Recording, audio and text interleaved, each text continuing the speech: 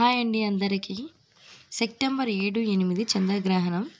గ్రహణం నియమాలు ఇవే. సెప్టెంబర్ 7వ తేదీన ఆదివారం నాడు పౌర్ణమి ఏర్పడింది. ఇదే రోజున చంద్రగ్రహణం కూడా ఏర్పడుతుంది. మన భారతదేశంలో మాత్రం చంద్రగ్రహణం ప్రభావం ఎక్కువగానే ఉంటుంది. సెప్టెంబర్ 7 రాత్రి 9:56 నుండి సెప్టెంబర్ 8 తెల్లవారుజామున 1:26 వరకు చంద్రగ్రహణం ఉంటుంది. కాబట్టి సెప్టెంబర్ 7వ తేదీన మరియు సెప్టెంబర్ 8వ తేదీన తప్పనిసరిగా కొన్ని నియమాలను పాటించాలి.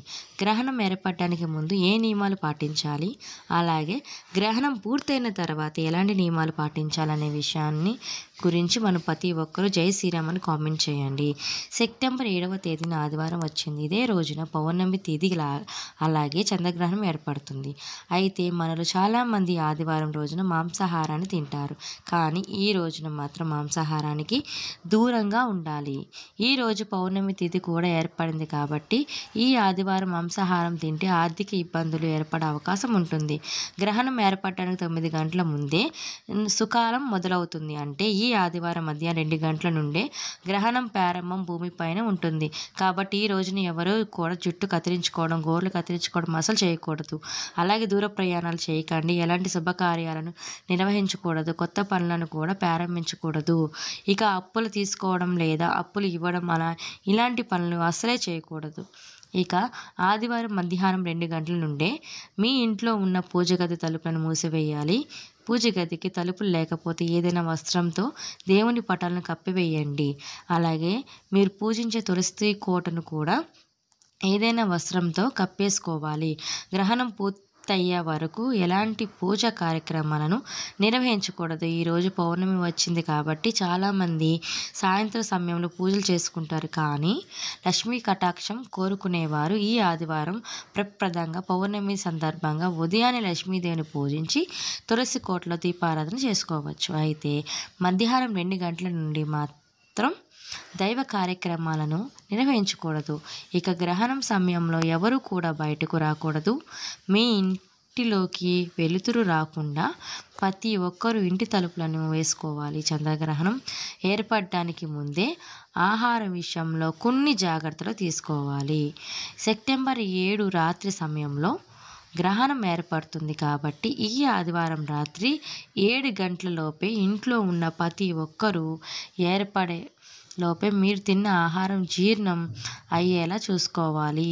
ఇక గ్రహణం సమయంలో మాత్రం ఎట్టి పరిస్థితుల్లోనూ ఆహారాన్ని తినకూడదు. మీరు భోజనం చేసిన తర్వాత ఏమైనా ఆహారం మిగిలితే ఆ ఆహారాన్ని గ్రహణం తర్వాత అసలు తినకూడదు. అంటే మిగిలిపోయిన అన్నం కానీ కూరలు కానీ ఏమైనా ఉంటే గ్రహణం తర్వాత వాటిని పాడేయాలి.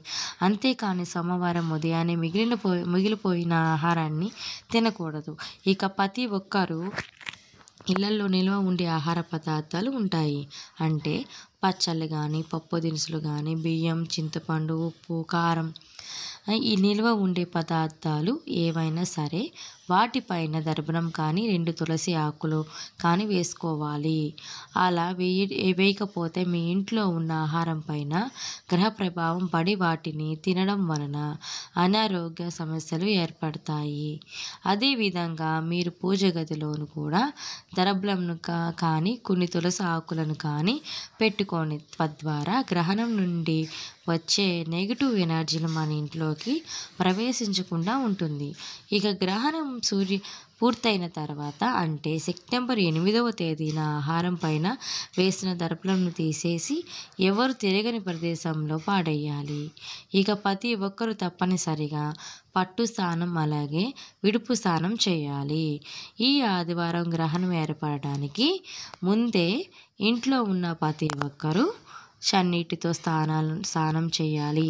అలాగే గ్రహణం పూర్తయిన తర్వాత అంటే సోమవారం నాడు తెల్లవారుజామున నిద్రలేచి ఇంట్లో ఉన్న ప్రతి ఒక్కరూ తలస్నానం చేయాలి.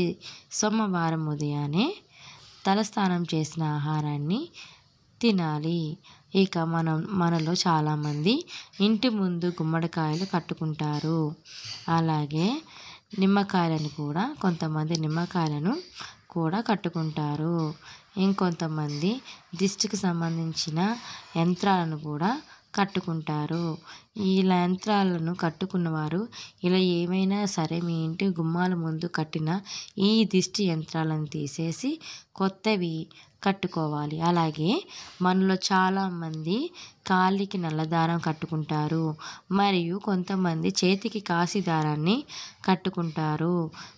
గ్రహణం పూర్తయిన తర్వాత అంటే సోమవారం నాడు కాలికి కట్టిన నల్లదారాన్ని, అలాగే చేతులకు కట్టుకున్న దిష్టి యంత్రాలను, కాశీ దారాలను తీసేసి కొత్తవి కట్టుకోవచ్చు.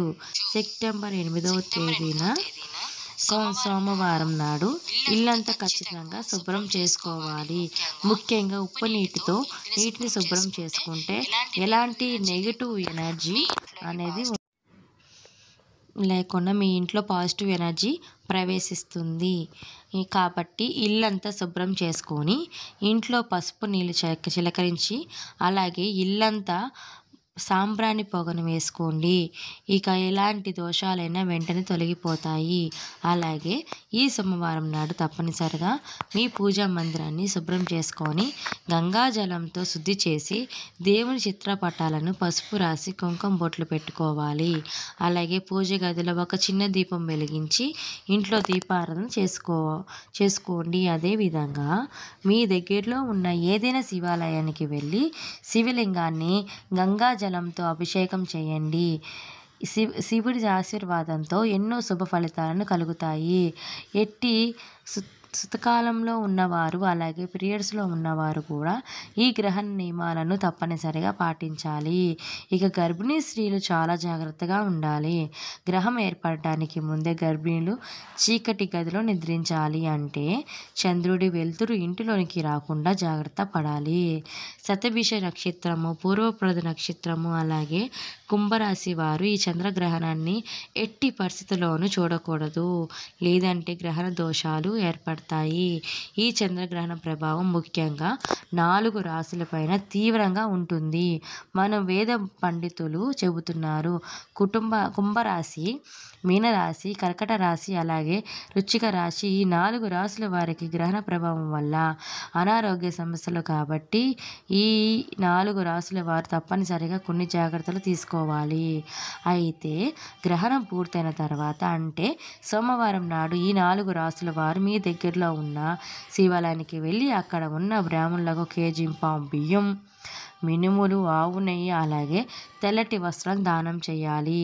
ఇవేమి చేయకపోయినా మీకున్న స్తోమతను బట్టి పేదలకు ఆహారాన్ని దానం చేయడం అలాగే వస్త్రాలను దానం చేయడం వల్ల గ్రహ తాలూకు దోషాలు అన్నీ తొలగిపోతాయి.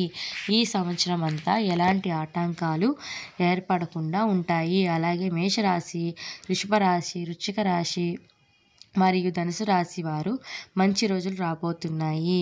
ఈ విధంగా సెప్టెంబర్ 7వ తేదీన అలాగే 8వ తేదీన ప్రతి ఒక్కరూ ఏ నియమాలను తప్పనిసరిగా పాటించాలి. ఈ వీడియో నచ్చితే మీకు లైక్ చేయండి. Thank you for watching.